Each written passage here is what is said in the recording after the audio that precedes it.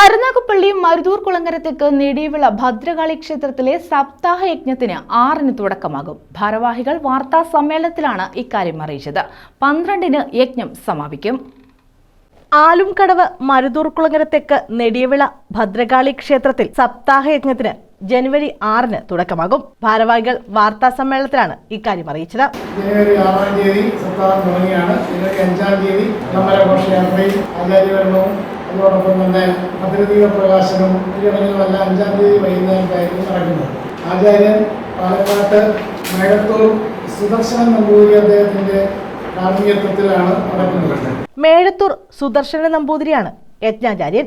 നെടുവിളമഠം advocate NK Balasubrahmanyam ഭദ്രദീപ പ്രകാശനം നിർവഹിക്കും. ക്ഷേത്രതന്ത്രി വൈക്കം നാഗമ്പൂഴിമന ഹരിഗോവിന്ദ നമ്പൂതിരിപ്പാടിന്റെയും മേൽശാന്തി പാഴൂർമഠം ഗോപാലകൃഷ്ണൻ എമ്പ്രാന്തിരിയുടെയും മുഖ്യ കാർമ്മികത്വത്തിലാണ് ചടങ്ങുകൾ നടക്കുന്നത്.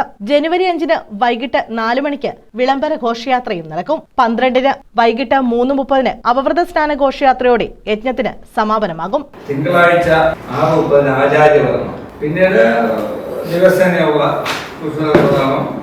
പാരായണം, എല്ലാ ദിവസവും ഉച്ചയ്ക്ക് 1 മണിക്ക് അന്നദാനം ഉണ്ടായിരിക്കുന്നതാണ്. പ്രസിഡന്റ് സുരേഷ് പിള്ളിപ്പുറം, സെക്രട്ടറി ഉണ്ണികൃഷ്ണൻ പിള്ള കല്ലേലിൽ, vice president Gopalakrishnapillai, Sajeev Vayukulangara, Anu R, Krishnakumar തുടങ്ങിയവർ വാർത്താ സമ്മേളനത്തിൽ പങ്കെടുത്തു. News bureau, Karunagappally.